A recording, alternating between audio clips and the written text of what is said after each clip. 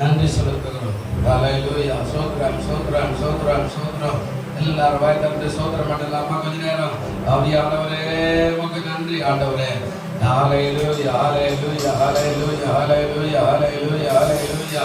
நல்ல மனிதர் காவலில குழுமை துதிக்கிறோம். உடைய நாமத்தை மைப்படுத்துகிறோம். இரக்கமுள்ளவருடைய நாமத்தை நாங்கள் மைப்படுத்துகிறோம். இரக்கத்தில் ஐஸ்வர்யமுடைய நாமத்தை மைப்படுத்துகிறோம். அப்பா உமக்கு நன்றி செலுத்துகிறோம். தகப்பனே உமக்கு நன்றி. ஹல்லேலூயா ஹல்லேலூயா. ஆவியானவரே ஆராதிக்கிறோம். வல்லவரே ஆராதிக்கிறோம். நம்மளவரை ஆராதிக்கிறோம். ஆண்டவரை துதிக்கிறோம் துதிக்கிறோம் துதிக்கிறோம் துதிக்கிறோம் துதிக்கிறோம் துதிக்கிறோம். என் துன்ப நேரத்திலோ ஆறுதல் உனக்களே பா. என் துன்ப நேரத்திலோ ஆறுதல் உனக்களே பா. என்றோட துதி இயேசுவை நோக்கி நான் எல்லை இல்லா இன்பம் பெற்றிடுவா. என்றோட துதி இயேசுவை நோக்கி நான் எல்லை இல்லா இன்பம் பெற்றிடுவா. இயேசு அழைக்கிறார். இயேசு அழைக்கிறார். ஆவலை உன்னை நம் கரங்கள் நீட்டி இயேசு அழைக்கிறார். ஆவலை உன்னை நம் கரங்கள் நீட்டி இயேசு அழைக்கிறார். கண்ணீரெல்லாம் துடைப்பார். கண்மணி போல் காப்பார். கண்ணீரெல்லாம் துடைப்பார். கண்மணி போல் காப்பார். கார்மேகம் போல கஷ்டங்கள் வந்தாலும் கருத்துடன் உன்னை காத்திடவே. கார்மேகம் போல கஷ்டங்கள் வந்தாலும் கருத்துடன் உன்னை காத்திடவே. இயேசு அழைக்கிறார். இயேசு அழைக்கிறார். ஆவலை உன்னை கரங்கள் நீட்டி இயேசு அழைக்கிறார். ஆவலை உன்னை கரங்கள் நீட்டி இயேசு அழைக்கிறார். நல்ல பிதாவே, நெடுமன்னாகிய இயேசு கிறிஸ்துவின் நாமத்தில் உடைய சமூகத்தில் வருகிறோம். இந்த காலையில் நம்மளுடைய கடைசி வார இந்த ஆராதனைக்காய் சோதரம் அந்த அன்பு கரத்தில் எங்களை ஒப்புக்கொள்ளும். ஒரு கிருபையினால மூடும் பரிசுத்த ஆவியானவர் பொருட்படுத்துவோம். நாளை முதல் முடிவதில்லை ஆண்டவரே நீரே பொருட்படுத்தும் வழி நடக்கும். ஒரு கரத்தில் ஒப்பு கொடுக்கும். தாழ்த்துகிறோம், ஆசீர்வதிக்கிறோம். ஒவ்வொரு பகுதிகளிலும் உள்ள பிரசன்னம் வெளிப்படட்டும். இந்த வல்லமை வெளிப்படட்டும். இந்த கிருபைகள் வெளிப்படட்டும். ஒவ்வொரு பகுதிகளிலும் தேவனுடைய ஆவியானவர் அசைவான காட்டுவார். என்னுடைய கரத்தில் ஒப்பு கொடுக்கும். காத்துக்கொள்ளும், பலப்படுத்தும், ஆசீர்வதிக்கும். தடை செய்கிற ஆவிகளை இயேசு கிறிஸ்துவின் நாமத்தினால் அப்புறப்படுத்துவோம். தகப்பனே ஒரு கிருபையினாலே மூடுங்க, பரிசுத்தப்படுத்துங்க. தாழ்த்துகிறோம், ஒப்பு கொடுக்கும். இயேசு கிறிஸ்துவின் நாமத்தினாலே வேண்டிக் கொள்கிறோம். எங்கள் ஜீவனுடைய நல்ல பரலோக பிதாவே, ஆமென் ஆமென். என்று சொல்லுகிறோம் நாதா, நாவாலே துதிக்கிறோம் நாதா. உமக்கு நன்றி என்று சொல்லுகிறோம் நாதா, நாவாலே துதிக்கிறோம் நாதா. நன்றி இயேசு ராஜா, நன்றி இயேசு ராஜா, நன்றி இயேசு ராஜா.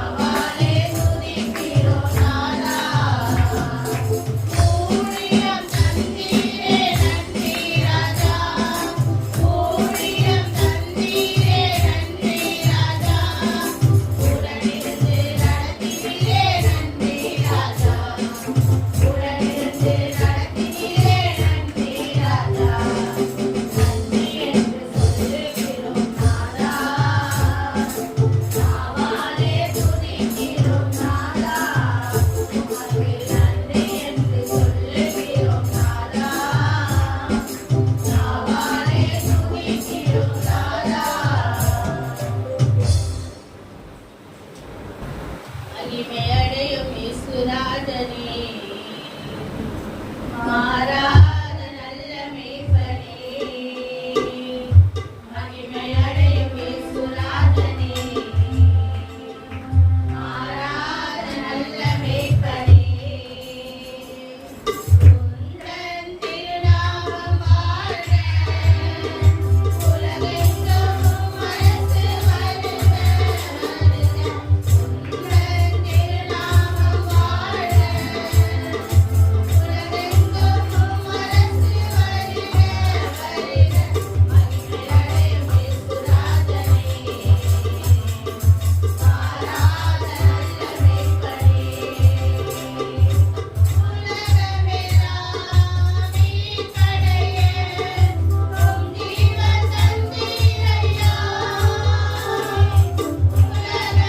உலகமெல்லாம் மீட்படைய உம் ஜீவன் தந்தீரையா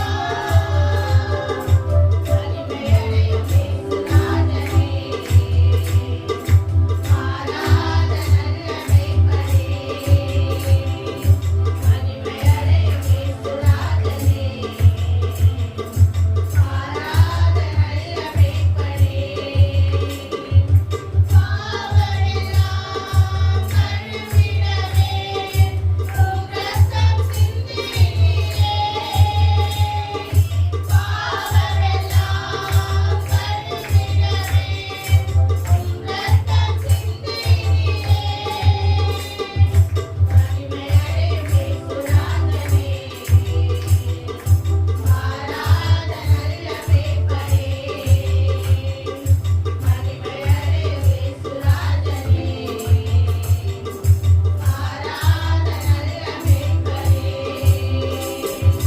சாவெல்லாம் போக்கிடவே ஒரு மூடி தாங்கினீரே சாவெல்லாம் போக்கிடவே ஒரு மூடி தாங்கினீரே மகிமையடையும் இயேசுராஜனே மாறாத நல்ல மேய்ப்பனே மகிமையடையும் இயேசுராஜனே மாறாத நல்ல மேய்ப்பனே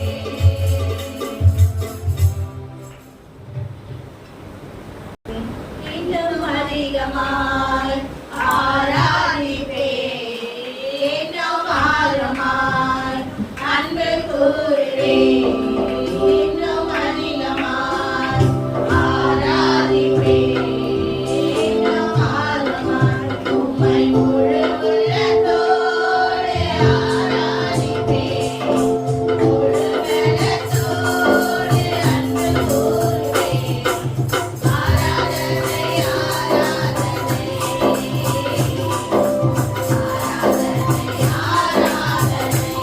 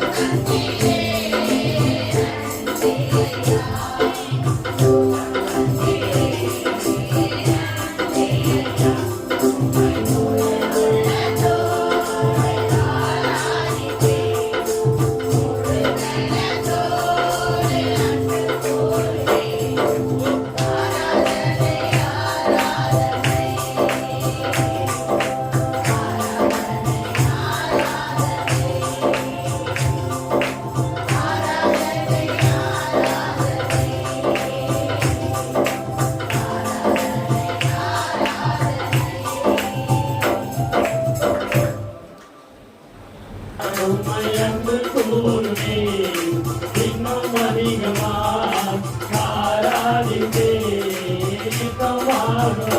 உம்மை முழு உள்ளத்தோடு ஆராதிப்பே முழு பலத்தோடு அன்பு கூறுவே ஆராதனை ஆராதனை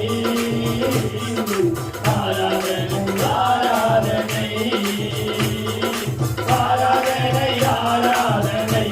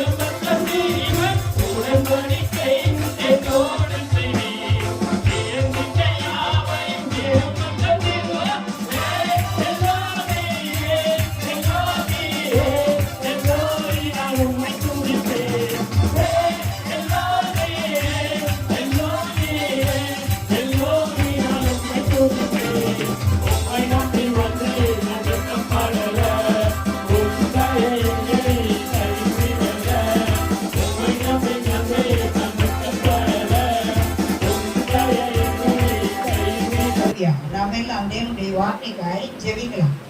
சிறிது நேரம் ஜெபம் பண்ணுங்க. ஆண்டவரே நீங்க எங்களோட பேச ஆண்டவரே அப்படின்னு சொல்லி எப்பவுமே செய்திக்காக தேவ சமூகத்துல ஜெபம் பண்ணுங்க.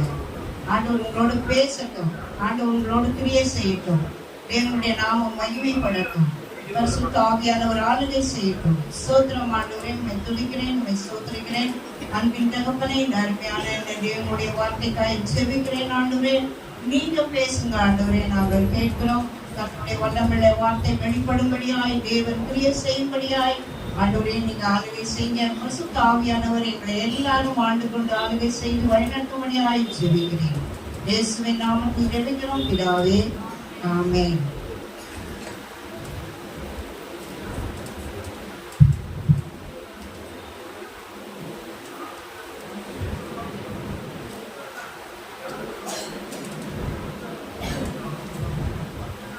அல்லேலூயா, அல்லேலூயா. யோவானுக்கு எழுதின சுவிசேஷ புத்தகம் 5ஆம் அதிகாரம்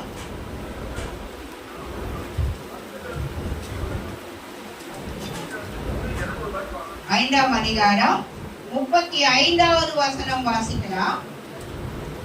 யோவான் 5ஆம் அதிகாரம் 35வது வசனம் வாசிக்கலாம். அவன் எரிந்து பிரகாசிக்கிற விளக்காயிருந்தால் நீங்களும் சில காலம் அவன் வெளிச்சத்திலே களிகூர மனதாயிருந்தீர்கள். இது யாரை குறித்து சொல்லப்பட்டிருக்கிறதுன்னா, யோவான் ஸ்நானகனை குறித்து சொல்லப்பட்டிருக்கிறது. யோவான் ஸ்நானகன் அவரு வெளிச்சத்தின் பிள்ளையாய் வந்தார். அவர் ஒரு பெரிய தீர்க்கதரிசியாய் வந்தார். இயேசு கிறிஸ்துவுக்கு முன்னாடி பிறந்தாரு. இயேசு கிறிஸ்துவுக்கு முன்னாடி அவங்க அம்மா அப்பா பிள்ளை இல்லாத நல்லா ஊழியம் செஞ்சுக்கிட்டு அவங்க கர்த்தருடைய சமூகத்துல இருந்தாங்க.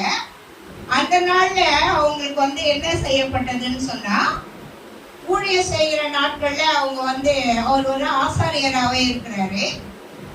அப்போ ஆண்டவர் சொல்றாரு, சகரியாவே உனக்கு ஒரு ஆண் பிள்ளை பிறக்கும் அப்படின்னு சொல்றாரு. அப்ப இவர் என்ன பண்றாருன்னா, ஆண்டவர்கிட்ட கேட்கிறாரு, எனக்கு வயசாயிடுச்சு, இப்போ போய் எனக்கு ஒரு ஆண் பிள்ளை பிறக்கும்னு சொன்ன உடனே ஆண்டவர் என்ன சொல்றாருன்னா, இவர் நம்ம சொல்றத மீறி பேசுறாருன்னு சொல்லிட்டு அந்த யோவான் ஸ்நானகன் பிறக்கிற வரைக்கும் அவரை ஊமையாக்கிட்டார் ஆண்டவர். வேதத்தை வாசிங்கன்னா இதெல்லாம் நல்ல காரியங்கள் எல்லாம் புரியும்.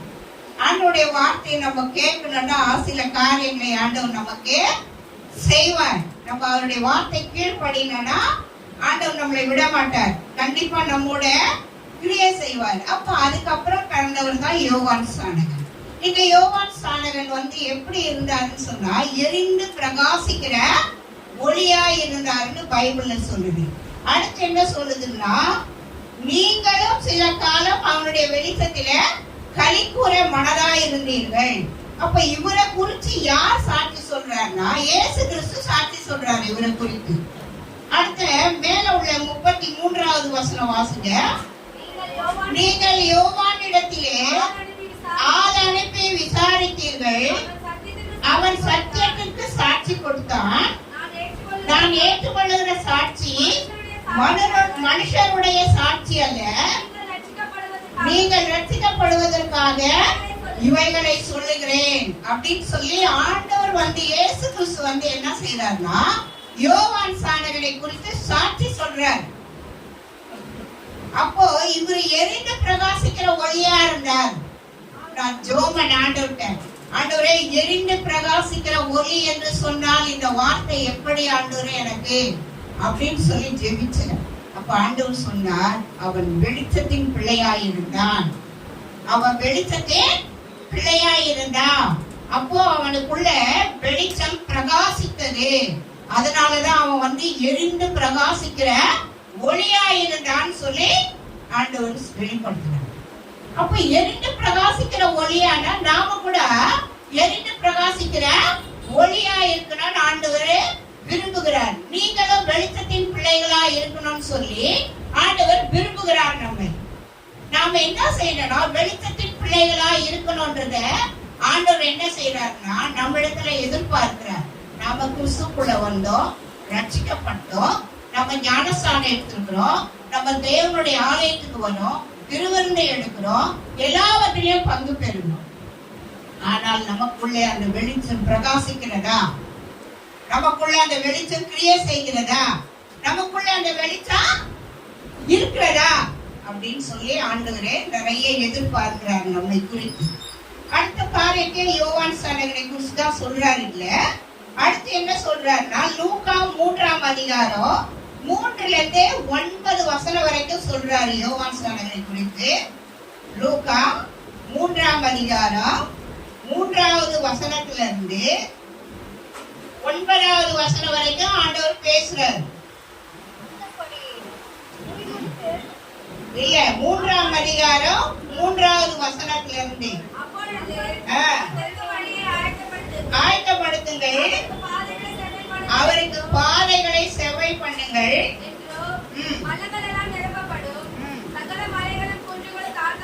காட்டப்படும், செவ்வையாக்கும், சமமாகும் என்று மாம்சமான யாவரும் தேவனுடைய ரட்சிப்பை காண்பார்கள் என்று வனாந்திரத்திலே கூப்பிடுடைய சத்தம் உண்டாகும் என்று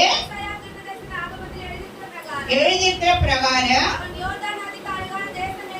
போய் பாவ மன்னிப்புக்கென்று மன திரும்பதில் கேட்ட ஞானஸ்நானத்தை குறித்து பிரசங்கித்தான். பெரும்படிக்கு நோக்கி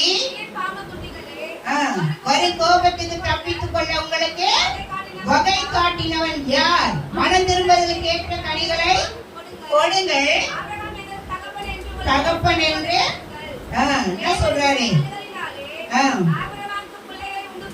உண்டு பண்ண வல்லவரா இருக்கிறார் என்று உங்களுக்கு சொல்லுகிறேன். இப்பொழுது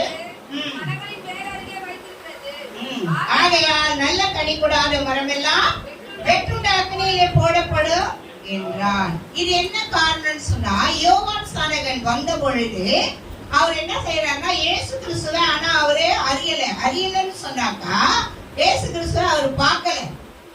அவர் ஒரு பக்கம் பிறந்து வளர்ந்துட்டாரு, இவர் ஒரு பக்கம் பிறந்து வளர்ந்திருக்கிறாரு. அப்ப இவர் என்ன பண்றாருன்னா இயேசு கிறிஸ்துவை குறித்து சொல்றாரு. இவரு மனம் திரும்புங்க, பரலோக ராஜ்யம் சமீபம், உங்க பாவத்துல இருந்து மனம் திரும்புங்க. இது யார குறிச்சு அந்த இடத்துல சொல்றாருன்னா இயேசு கிறிஸ்துக்கு வருவதற்கு முன்பாக இருந்த இஸ்ரவேல் மக்கள் என்ன பண்றாங்கன்னா மேசியா வருவாரு, மேசியா வருவாரு, மேசியா வருவாருன்னு சொல்லிட்டு இவங்க எல்லாம் என்ன பண்றாங்கன்னு சொன்னா இவங்களுக்குள்ள ஒரு அபிஷேகமோ இல்ல, ஒரு அனலோ இல்ல, இவங்களுக்குள்ள ஒரு காரியமோ இல்ல. இவங்க என்ன பண்றாங்கன்னா மேசியா வருவார், மேசியா வருவாருன்னு சொல்றாங்களே தவிர அந்த நாட்கள் வந்து புதிய ஏற்பாட்டு காலம் முடிந்தவன நல்ல வேதத்துல காரியம் சொல்லப்பட்டிருந்தது. 400 வருடங்கள் இருளாகவே இருந்ததாம். அப்ப இவங்க எல்லாம் என்ன பண்றாங்கன்னா இவங்க பழைய காலத்து விருத்த சேதனத்திலேயே இருக்கிறாங்க. பழைய கால விருத்த சேதனம் இன்னமும் கூட அது முஸ்லிம்ஸ்லாம் நிறைய பேர் கடைபிடிக்கிறாங்க. அது உங்களுக்கு தெரியும் நினைக்கிறேன். அந்த பழைய காலத்து விருத்த சேதனத்திலேயே இருக்கிறாங்க. அப்ப இவர் என்ன பண்றாருன்னா இந்த விருத்த சேதனம் இப்பொழுதைக்கு உங்களுக்கு தேவையில்லை, நீங்க என்ன பண்ணுங்க முழுகி ஞானஸ்தானம் எடுங்கன்றார். முழுகி ஞானஸ்தானம் எடுங்க, அதுதான் இப்போ உள்ள விருத்த சேதனம் அப்படின்னு சொல்லிட்டு என்ன பண்றாருன்னா அந்த பரிசேயர் சதுசேயர் இவங்க எல்லாம் கூப்பிட்டு என்ன பண்றாருன்னா ஞானஸ்தானம் கொடுக்குறாரு. இவரு எல்லாரையும் மனம் திரும்புங்க, பாவ மன்னிப்பு அறிக்கையிடுங்க இத சொல்லி சொல்லி என்ன பண்றாருன்னா எல்லாருக்கும் ஞானஸ்தானம் கொடுத்து இவங்க எல்லாம் என்ன பண்றாருன்னா இயேசு கிறிஸ்து வரப்போகிற காரியத்தை குறித்து இவர் வெளிப்படுத்தி இயேசு கிறிஸ்து கூட சேர்க்கிறார். இவங்க எல்லாம் இயேசு கூட சேரல. என்ன சொல்றாங்கன்னா இயேசுவையும் நம்பல, யோவானையும் நம்பல. இவங்க என்ன சொல்றாங்க, நீ மேசியாவா இல்ல மேசியா வருவாரா அப்படியெல்லாம் சில கேள்வி எல்லாம் யோவான் ஸ்நானகனை கேட்கிறாங்க. ஆனா இவர் என்ன செய்யறாருன்னு சொன்னாக்கா நான் எலியாவும் இல்ல, நான் இயேசுவும் இல்ல, நான் எந்த காரியமும் இல்ல, நான் பிறந்தது வளர்ந்தது எல்லாம் காட்டிலேயோ வனாந்திரத்திலேயே. ஆனா நான் உங்களுக்கு சொல்ற ஒருவர் வரப்போகிறார். என்ன செய்ய போறார்?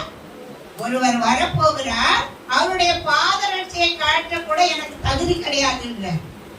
அது யாருன்னா இயேசு கிறிஸ்து. ஒருவர் வரப்போகிறார், அவர் என்ன செய்ய போறார்னா உலகத்தின் பாவங்களை சுமந்து தீர்க்கிற தேவாட்டுக்குட்டி வர போறாருன்னு சொல்றாரு. இவங்க எல்லாம் வந்து யோசிக்கிறாங்க, என்ன சொல்றாரு இந்த யோவான்? என்ன தேவாட்டுக்குட்டின்றாரு, மனம் திரும்புங்கன்றாரு, பரலோக ராஜ்யம்ன்றாரு. அப்போ வந்து அவர் என்ன செய்யறாருன்னா ஆண்டுடைய காரியத்தை அவங்களுக்கு வெளிப்படுத்தி சொல்றாரு. அப்போ இவர் வந்து என்ன பண்றாருன்னா மற்றவர்களுக்கு வெளிச்சமா இருக்கிறார், மற்றவர்களுக்கு வெளிச்சமா இருக்கிறார். அந்த வெளிச்சத்தை போல நாமும் வெளிச்சமுள்ள கிறிஸ்தவ பிள்ளைகளா இருக்கணும்னு ஆண்டவர் விரும்புறார். நமக்குள்ள வெளிச்சம் எப்படி இருக்கிறது? நமக்குள்ள எப்படி இருக்கிறோம்? நாம மற்றவர்களுக்கு எப்படி வெளிச்சமா இருக்கிறோம்? நாம மற்றவர்களுக்கு எப்படி ஆசீர்வாதமா இருக்கிறோம்? நாம மற்றவர்களை எப்படி நேசிக்கிறோம்? மற்றவர்கள் உலகத்துல கடந்து போகும்பொழுது நாம் வேர் பிரிக்கப்பட்டிருக்கணும். கிறிஸ்தவ பிள்ளைனா கிறிஸ்தவ பிள்ளையா தான் இருக்கணும். சபைக்கு ஒரு வேஷம், வெளியில போன ஒரு வேஷம் தரிக்க கூடாது. ஆண்டவர் அதை ரொம்ப விரும்புறார். நீ சபைக்குள்ள பரிசுத்தமா இருக்கிறியா, அதே மாதிரி வெளியே போனாலும் பரிசுத்தமா இரு. நீ வெளியே போனாலும் உண்மையா இரு. நீ வெளியே போனாலும் கிறிஸ்துவின் சரீரமா இரு, கிறிஸ்துவின் அடையாளமா இரு அப்படின்னு ஆண்டவர் சொல்றாரு. அதுல அதான் சொல்றாரு. அது எப்படி இருக்கணும்னு சொன்னாக்கா அந்த வெளிச்சத்தை குறித்து பேசுறாரு. முதல் வெளிச்சம் என்ன சொல்றாருன்னா உலகத்துக்கு வெளிச்சமா இருங்கள் அப்படின்னு சொல்றாரு. உலகத்துக்கு வெளிச்சமா இருக்கணும்னு சொன்னா அந்த காரியத்தை குறித்து ஆண்டவர் என்ன செய்யறாருன்னா மத்தேயு 5ஆம் அதிகாரம், மத்தேயு எழுதின சுவிசேஷம் 5ஆம் அதிகாரம் 14வது வசனம் 15, 16 படிங்க. நீங்கள் உலகத்துக்கு வெளிச்சமா இருக்கிறீர்கள், மறைந்திருக்க மாட்டாது, மரக்காலால் மூடி வைக்காமல் விளக்கு தண்டின் மேல் வைப்பார்கள். அப்பொழுது அது வீட்டில் உள்ள யாவருக்கும் வெளிச்சம் கொடுக்கும். இவ்விதமாய் மனுஷர் உங்களை நற்கிரைகளை கண்டு பரலோகத்தில் இருக்கிற உங்கள் பிதாவை மகிமைப்படுத்தும்படி உங்கள் வெளிச்சம் அவர்கள் முன்பாக பிரகாசிக்க கடவுள்னு சொல்றார். உடைய வெளிச்சம் எப்படி இருக்கணுமா பாருங்க. விளக்கை கொளுத்தி கீழே வச்சுட்டா வெளிச்சம் வருமா? இப்பெல்லாம் நல்ல பவர் உள்ள லைட் எல்லாம் வந்துருச்சு, பவர் உள்ளதான எல்லா காரியங்களும் வந்துருது. அதனால வந்து கரண்ட் போனா கூட இப்ப என்ன பண்றோம், ஒரு விளக்கு கொளுத்த கஷ்டப்படுறோம், ஒரு மெழுகுவர்த்தி கொளுத்த கஷ்டப்படுறோம். என்னன்றோம், ஐயோ கொஞ்ச நேரத்துல கரண்ட் வந்துடும், கொஞ்ச நேரத்துல கரண்ட் வந்துடும் அப்படின்னு சொல்லுவோம் இல்லையா? அப்பெல்லாம் என்ன செய்வாங்கன்னு சொன்னா இந்த லைட் எல்லாம் அந்த நாட்கள்ல சரியா கிடையாது. நாங்கெல்லாம் வளர்ந்த நாட்கள்லயே இந்த மாதிரி லைட் எல்லாம் இல்லை. அப்ப நாங்களாம் என்ன செய்வோம்னு சொன்னா விளக்கு தான் கொளுத்துவோம். கிருஷ்ணாயில ஊத்தி விளக்கு கொளுத்தி நடுவுல அதை மாட்டிடுவோம். மாட்டிட்டா வீட்டுக்கு நடுவுல மாட்டினோம்னா வீடு ஃபுல்லா வெளிச்சம் அடிக்கும். அதை கொண்டு போய் ஒரு மூலையில வச்சோம்னா வெளிச்சம் வராது. அதனாலதான் இதுல என்ன சொல்லப்படுறதுன்னா விளக்கை கொளுத்தி எங்க வைக்கணுமா? படிங்க 15ல சொல்றாரு பாரு. விளக்கை கொளுத்தி மரக்காலால் மூடி வைக்காமல் வைப்பார்கள். அப்பொழுது அது வீட்டில் உள்ள யாவருக்கும் வெளிச்சம் கொடுக்கும். அதுக்கடுத்து சொல்றாரு, இவ்விதமாய் மனுஷன் உங்களுக்குள்ள இருக்கிற நற்கிரைகளை கண்டு பரலோகத்தில் இருக்கிற உங்கள் பிதாவை மகிமைப்படுத்தும்படி உங்கள் வெளிச்சம் பிரகாசிக்க கடவுது. நாம எப்படி இருக்கிறோம்? கிறிஸ்தவ பிள்ளைன்னு சொல்றோம். நமக்குள்ள வெளிச்சம் இருக்குதா? வெளிச்சம் சொன்னா ரட்சிப்பு தான். வெளிச்சம் சொன்னா ரட்சிப்பு வேதத்துல இருக்குது. சங்கீதம் 27:1ஆம் வசனத்துல சொல்லப்பட்டிருந்தது. வெளிச்சம் சொன்னாக்கா ரட்சிப்பு. நமக்குள்ள ரட்சிப்பு இருக்குதா? நமக்குள்ள வெளிச்சம் இருக்குதா? நாம யாருக்கு வெளிச்சமா இருக்கணும்னா ஆண்டவர் சொல்றாரு உலகத்துக்கு வெளிச்சமா இருங்க. நாம இப்பெல்லாம் உலகத்துல தானே இருக்கிறோம். பரலோகத்திலயா இருக்கிறோம்? பரலோகத்திலயா இருக்கிறோம்? இல்ல. நாம எங்க இருக்கிறோம்? உலகத்துல வாழ்ந்து கொண்டு இருக்கிறோம். அப்ப இந்த உலகத்துக்கு நீ கிறிஸ்தவ பிள்ளைனா எப்படி இருக்கிறோம்? வெளிச்சமா இரு அப்படின்ற. வெளிச்சமா இருக்க கற்றுக்கொள்ளுங்க. உங்களுடைய ரட்சிப்பு மங்கி போகாதபடி வெளிச்சமா இருங்க. மற்றவங்களுக்கு ஆசீர்வாதமா இருங்க. மற்றவர்களுக்கு நன்மை உள்ளவர்களா இருங்க. மற்றவர்களை கண்டு கொண்டு அவர்களுக்கு உதவி செய்கிறவர்களா இருங்க. மற்றவங்களை நேசிக்கிறவங்களா இருங்க. மற்றவங்களுக்கு இயேசுவை குறித்து சொல்லுங்க. மற்றவர்களுக்காக ஜெபம் பண்ணுங்க. மற்றவர்களை நேசிங்க. இப்பெல்லாம் அந்த மாதிரி காரியம் எல்லாம் நிறைய இல்லை. நம்ம என்ன பண்றோம்? நம்ம ஃபேமிலி வரைக்கும் ஜெபம் பண்ணிக்கிறோம் இல்லையா? என் பிள்ளை நல்லா இருக்கணும், என் பேரன் நல்லா இருக்கணும், என் மருமக நல்லா இருக்கணும், என் பேர பிள்ளைங்க நல்லா இருக்கணும், என் கணவன் நல்லா இருக்கணும், என் பிள்ளைங்க நல்லா இருக்கணும். இப்படித்தான் ஜெபிக்கிறமே தவிர மற்றவர்களுக்காக நம்ம என்ன செய்வதில்லை, ஜெபிப்பதில்லை. நீங்களே உங்களையே நீங்களே உயித்து ஆராய்ந்து பாருங்கள். வேதம் சொல்லுது, நீங்களே உங்களை உயித்து ஆராய்ந்து பாருங்கள். நீங்கள் யாருக்காக ஜெபம் பண்ணிருக்கீங்க? நீங்க யாருக்காக தேவ சமூகத்துல மன்றாடி இருக்கிறீங்க? ஆண்டவர் இதான் சொல்றாரு, உன்னில் உள்ள வெளிச்சம் மற்றவனை பிரகாசிக்கலையே. உன்னில் உள்ள வெளிச்சம் மற்றவனை பிரகாசிக்கலையே. நம்ம கிறிஸ்தவ பிள்ளைன்னு சொல்றோம், நம்மள வரைக்கும் தான் பாத்துக்கிறோம். நம்மளுக்கு ஆசீர்வாதம் இருக்குதா? நமக்கு நல்ல வீடு இருக்குதா? நமக்கு நல்ல சாப்பாடு இருக்குதா? நல்ல வஸ்திரம் இருக்குதா? நம்ம நல்லா இருக்கிறோமா? அது போதும் ஆண்டவரே. ஆண்டவர் அதை விரும்பல. அவர் என்ன சொல்றாருன்னா, நீ என்ன தேடு நின்னு உனக்கு எல்லாமே கொடுப்பேன்னு சொல்லிக்கிறார் இல்லையா? தேவனுடைய ராஜ்யத்தையும் அவருடைய நீதியும் தேடுங்கள், பிறகு இவையெல்லாம் என்ன செய்யும்? கூட கொடுக்கப்படும் சொல்லிட்டாரு. அப்ப நம்ம அவரை தேடும் போது அவர் நமக்கு கண்டிப்பா என்ன செய்வாரு? எல்லாமே கொடுப்பாரு. கொடுப்பாரா கொடுக்க மாட்டாரா? கொடுப்பாரு. அப்ப நம்ம என்ன பண்றோம்? அவர் கொடுப்பாருன்னு தெரிஞ்சு கொண்டே கூட நம்மளுடைய தேவைக்காகவே கேட்போம்.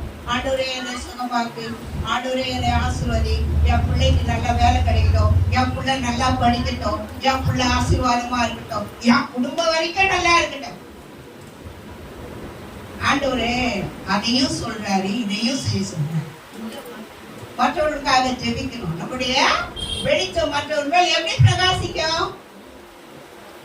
ஒரு வெளியே போனா கிறிஸ்தவ பிள்ளைன்னா நமக்குள்ள நிறைய காரியத்திலே உலகம் எதிர்பார்க்கும் இல்லையா? பேரை கேட்கும் முதல்ல, நீ கிறிஸ்தவ பேரை சொன்ன உடனே சொல்ல, நீ கிறிஸ்தவ பிள்ளையா? அப்போ உன்னோட வெளிச்சம் எப்படி இருக்குதுன்னு உலக மக்கள் பார்த்து கொண்டே இருப்பாங்க. உன்னோட வெளிச்சம் எப்படி இருக்குன்னு பார்ப்பாங்க. நம்ம எப்படி இருக்கணும்னாரு ஆண்டவர்னா, வெளிச்சமா இரு. வெளிச்சமா இருக்கிறதுதான் கீழே சொன்னாரு, இவ்விதமாய் மனுஷருடைய உங்கள் நற்கிரியைகளை கண்டு பரலோகத்திற்கு அவங்க பிதா மகிமைப்படும்படி, பிதா மகிமைப்படும்படி, இயேசு கிறிஸ்து மகிமைப்படும்படி நாம என்ன செய்யறோம்? நம்ம நாமே ஆராய்ந்து பார்க்கணும்.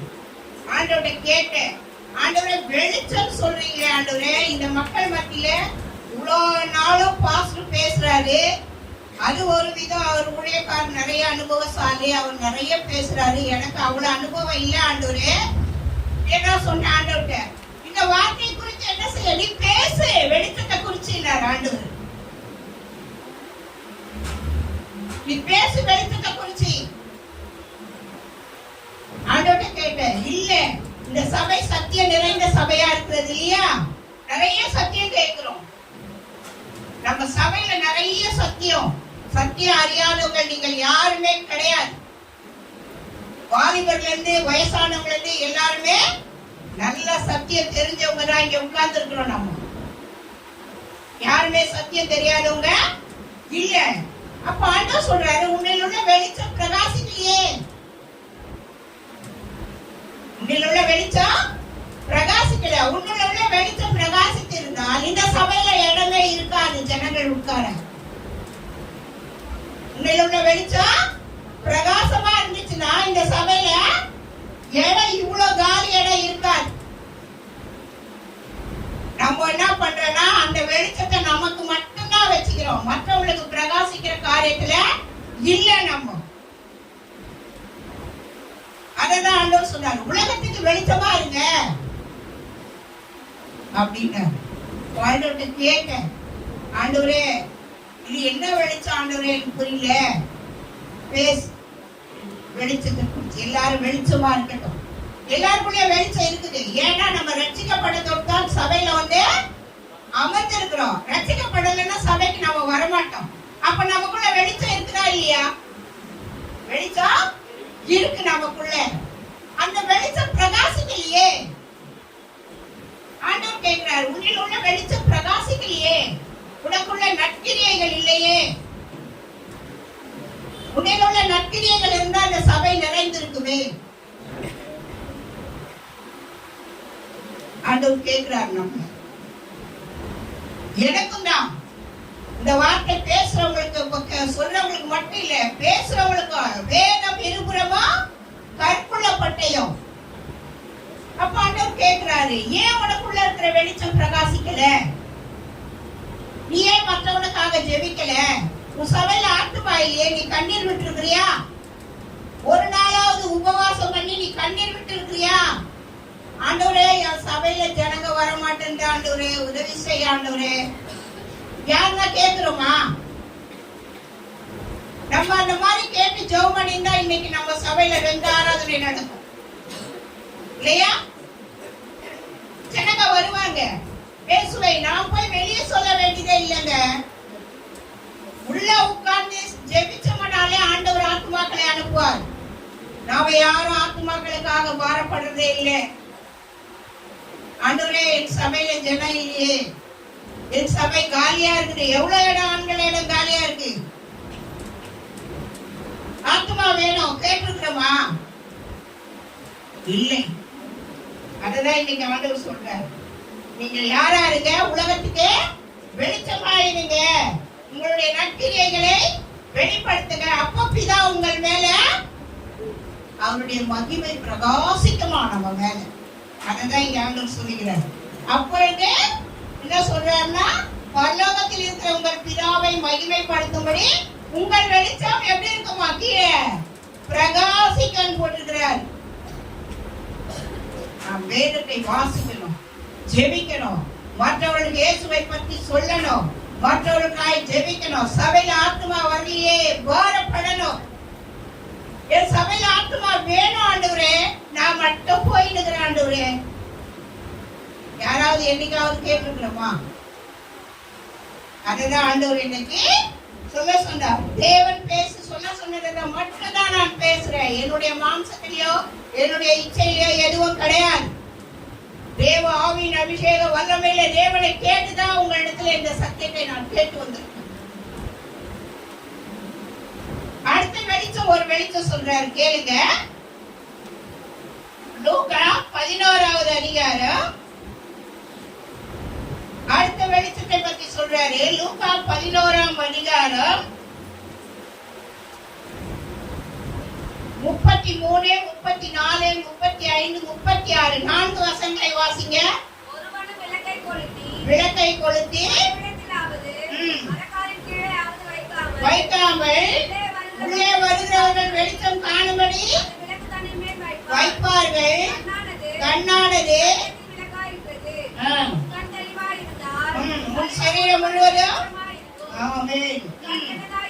இருந்தால் இருளா இருக்கும்.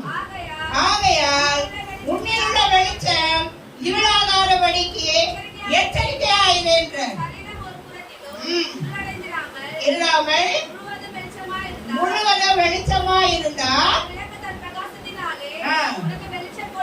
கொடுக்கிறது போல உன் சரீரம் முழுவதும் வெளிச்சமா இருக்கின்றார். முதல்ல நமக்கு கண்ணுதான் சில பாவங்களை நம்மை கிரியை செய்ய வைக்கும். முதல் கண்ணு பார்த்தோம் இல்லையா? பார்த்தீங்கன்னா சொல்ல சரீரம் முழுவதும் அது கிரியை செய்யும் இல்லையா? பார்க்கிறோம் இல்லையா? சினிமா பார்ப்போம். சினிமால வர காட்சி நமக்கு ரொம்ப ருசியா இருந்துச்சுன்னா அந்த பாவம் அடுத்த செகண்ட் நமக்குள்ள கிரியை செய்ய ஆரம்பிச்சிடும். சினிமா பார்க்கறது லேஸ் கிடையாது இல்லையா? அவன் சொல்லுவான், நாங்க நல்லதே காட்டுறோம் உலகத்துக்கு, நம்ம உலக மக்கள் எல்லாம் நல்ல மனம் திரும்பணும். அவங்க கூட ஒரு சத்தியத்தை சொல்லுவான், உலக ஜனங்கள்லாம் நிறைய மனம் திரும்பணும், அதுக்கு தான் நாங்க இந்த மாதிரி படம் எடுத்துக்கிறோம், அதுக்கு தான் நாங்க இந்த மாதிரி செயல்பட்டுக்கிறோம். ஆனா அதுல இருக்கிற சில பாவங்கள் நம்ம கண்கள்ல பார்க்கும் பொழுது அது நமக்குள்ள ஆட்கள் செய்யும். அதை நம்ம என்ன செய்யணும்னா பார்த்து கொண்டே இருக்கணும். இப்பெல்லாம் வந்து நிறைய சீரியல் வந்துச்சு இல்லையா? நிறைய சீரியல்ல வந்து பார்க்க பார்க்க பார்க்க வயிற்றெரிச்சலா இருக்குது அதை பார்த்தாலே இல்லையா? இப்ப இருக்கிற மாமியாரே மருமக மாதிரிலாம் என்ன பண்றாங்கன்னா சீரியலை பார்த்து கத்துக்கிறாங்க பேசுறதுக்கு. ஆமா, அப்பெல்லாம் தெரியாது. அப்ப மருமக மாமியார் அச்சா கூட வாங்கிக்கும். நாங்களாம் அடி வாங்கணும் மாமியார் கிட்ட, அதனாலதான் சொல்றோம். நாங்களாம் அச்சாக்கா வாங்கிக்கணும். இப்ப இருக்கிற மருமக என்ன பண்ணா, நான் சொல்ல பாரு. அப்ப ஏன்னா இது வந்து அப்ப கொஞ்சம் மறைமுகமா இருந்தது. அந்த நாட்கள்ல அவ்வளவு காரியங்கள்லாம் இல்லை. இப்ப வெளிப்படையா இருக்குது. இத பார்த்து பார்த்து என்ன செய்யறாங்கன்னா கற்றுக்கொள்ளுறாங்க. அந்த நேரம் பைபிள் படியமா அத பாக்குறது தொடர்ந்து half an hour தொடர்ந்து வந்து கொண்டே இருக்கிறது. அந்த half an hour காத்து கொண்டே இருந்து பாக்குறபடி அந்த half an hourல நீ ஒரு 4 அதிகாரம் வாசி பாரு, உன் குடும்பம் எப்படி ஆசீர்வாதமா இருக்குதுன்னு. அந்த அரை ஒரு ஆஃப் பண்ணிட்டு ஜெபம் பண்ணி பாரு, உன் குடும்பம் எப்படி இருக்குதுன்னு. இதுதாமா வெளிச்சம். உன்னில் உள்ள வெளிச்சம் பிரகாசிக்கலையே. உன்னில் உள்ள வெளிச்சம் பிரகாசிக்கணும். ஆண்களுக்கும் இருக்குது, பெண்களுக்கு மட்டும் இல்லை. ஆண்டவர் வேதத்துல ஆண்களுக்கும் சொல்லி வச்சிருக்கிறார். அடுத்த வெளிச்சம் ஆண்களுக்கு வருது. ஆண்டவர் சொல்றார், உன்னில் உள்ள வெளிச்சம் என்ன செய்யக்கூடாது, இருளாக கூடாது, எச்சரிக்கையாயிருன்றார். முதல் வெளிச்சம் சொன்னாரு உலகத்துக்கு வெளிச்சமாயிருந்தாரு. இரண்டாவது சொல்றாரு உனக்குள்ள இருக்கிற வெளிச்சம் இருளாகாதபடி நீ எச்சரிக்கையாயிரு. அப்ப நம்ம எப்படி எச்சரிக்கையா இருக்கணும்? வேலைக்கு போனாலும் அங்கேயும் நம்ம கிறிஸ்தவ பிள்ளையா நடந்துக்கணும். ஸ்கூல் போனாலும் கிறிஸ்தவ பிள்ளையா நடந்துக்கணும். காலேஜ் போனாலும் கிறிஸ்தவ பிள்ளையா இருக்கணும் இல்லையா? உலகத்துல வேலைக்கு போற ஆண்களா இருந்தாலும் கிறிஸ்தவ பிள்ளைகளா இருக்கணும்.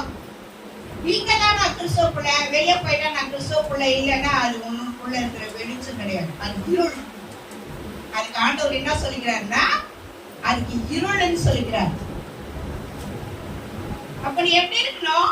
வெளிச்சமா இருக்கணும் மற்றவனுக்கு. ஒரு கிறிஸ்தவ பிள்ளையா இருந்து நீ உன் நண்பன் ஒருத்த வரான்னு சொன்னா அவன் கெட்டு போனவனா இருக்கிறான்னா நீ சொல்ற சப்ஜெக்ட்ல அவன் ரட்சிக்கப்பட்டணும். அதான் கிறிஸ்தவ வெளிச்சம். உனக்குள்ள இருக்கிற வெளிச்சம் மற்றவனை பிரகாசிக்கணும். உன்னோட நீ நல்லவனா இருப்ப, உன்னோட சேர்றவன் கொஞ்சம் துன்மார்க்கனா இருப்பான். அவனுக்கு என்ன பண்ணணும்? கிறிஸ்துவ பத்தி சொல்லணும். டேய் இதெல்லாம் தப்புப்பா, ஆண்டவர் இருக்கிறாருப்பா, நீ ஆண்டவரை நம்பு, நல்ல பையனா மாறிடுவேன். எப்படி சொல்ற? உனக்குள்ளே வெளிச்சம் இல்ல, நீ போய் எங்க மற்றவனுக்கு வெளிச்சத்தை சொல்றது? நமக்குள்ள வெளிச்சம் இருந்தா தானே மற்றவனுக்கு சொல்லுவோம். அதுதான் ஆண்டவர் சொல்றாரு, உன்னினுள்ள வெளிச்சம் இருளாகாதபடி எச்சரிக்கையாயிரு. அததான் இங்க ஆண்டவர் சொல்றாரு. அத வந்து மறுபடியும் அங்க சொன்னாரு. மத்தேயு என்ன சொன்னாருன்னா முதல் வெளிச்சம் உலகத்துக்கு வெளிச்சமாயிருங்கன்னு சொன்னாரு. ரெண்டாவது வெளிச்சம் என்ன சொல்றாருனாக்கா அந்த வெளிச்சம் இருளாகாதபடி பாதுகாத்துக்கங்க. நமக்குள்ள தேவையில்லாத கிரியைகள் வந்துச்சுன்னா நம்ம வெளிச்சம் இருளா மாறிடும். அததான் ஆண்டவர் சொல்றாரு, நீ வெளிச்சத்தின் பிள்ளையானா வெளிச்சத்தின் பிரகாரம் நடந்து கொள்ளு, அப்ப இருள் உன்கிட்ட வராது இல்லையா? இப்ப இவ்வளவு லைட் போட்டுருக்க நல்லா பளிச்சுன்னு வெளிச்சமா இருக்குது. இப்போ ஒரு செகண்ட்ல கரண்ட் போயிடுச்சுன்னா பயங்கர இருட்டாயிடும். பகலா இருந்தா கூட இப்ப என்ன ஆயிடுது, நம்ம சபை இருட்டாயிடும். அந்த இருள்ல இருக்க முடியுமா? உடனே பேப்பர் எடுத்து வீசுவோம், காட்டுவாங்கன்னுவோம் இல்லையா? ஐயோ வேர்க்குதுன்னுவோம், ஐயோ வெளிச்சமே இல்லையேன்னுவோம். கொஞ்ச நேரம் இருளை நம்மளால என்ன செய்ய முடியல, அனுபவிக்க முடியல. காலையில எழுந்து ஜெபம் பண்ணிட்டே இருந்தேன் 5 மணிக்கு. கொஞ்ச நேரம் கரண்ட் போயிடுச்சு. கரண்ட் போய் இருட்டான உடனே எனக்கு பயம் வந்துருச்சு. ஏன்? ஐயோ கரண்ட் போனா மோட்டர்ல தண்ணி கம்மியாயிடும், ரெண்டாவது குளிக்கும் பொழுது எங்க வீடு வந்து 24 hours இந்த மாதிரி லைட் இருந்தாங்க, வெளிச்சமா இருக்கும். இப்போ நாங்க இருக்கிற வீடு கொஞ்சம் ஆஃப் ஆனா கூட ஃபுல்லா இருட்டு திருவள்ளுவர் மூடு மாதிரி இருக்கும். இப்ப நாங்க போயிருக்கிற வீடு அப்படிதான் இருக்குது. ஒரு வெளிய ஜன்னல் இருந்தா கூட வெளி வெளிச்சம் எங்க வீட்டுக்குள்ள அடிக்கிறதே இல்லை. நாங்க 24 hours இந்த வெளிச்சத்துல தான் வாழ்ந்துருக்கிறோம். இப்போ இந்த வெளிச்சம் இல்லைன்னா எங்க வீட்டுல ஒரு பொருள் கூட எங்க வச்சிருக்கிறோம் என்னன்னு தெரியாது. அதனால எனக்கு என்ன ஆயிடுச்சுன்னா, ஐயோ கரண்ட் போயிடுச்சு, நம்ம சர்ச்சுக்கு போகணுமே, ஆராதனையாச்சு, இன்னைக்கு போய் 5 மணிக்கு கரண்ட் போயிடுச்சுன்னு ரொம்ப கவலையாயிடுச்சு. அப்புறம் கொஞ்ச நேரம் ஜெபம் பண்ண, ஏசப்பா நாங்க இன்னைக்கு சபைக்கெல்லாம் போனோம், எங்களுக்கு கொஞ்சம் வெளிச்சம் வேணும் ஆண்டவரே, கரண்ட் கொஞ்சம் தயவு செய்து சீக்கிரமாய் வரும்படியாய் உதவி செய்ய ஆண்டவரேன்னு அந்த ஜெபத்தை கேட்டேன். ஒரு 10 நிமிஷம் ஒரு காலவருக்குள்ள திரும்ப வந்துருச்சு. ஆண்டவருக்கு சோத்திரம் பண்ணிட்டு எழுதி போய் குடிச்சு. அப்ப அந்த கொஞ்ச நேரம் இருளை நம்மளால பொறுத்துக்க முடியுதா? இல்ல. அதுதான் ஆண்டவர் சொல்றாரு, உன்னில் உள்ள வெளிச்சம் இருளாகாதபடி நீ என்ன செய்ய, எச்சரிக்கையாயிரு.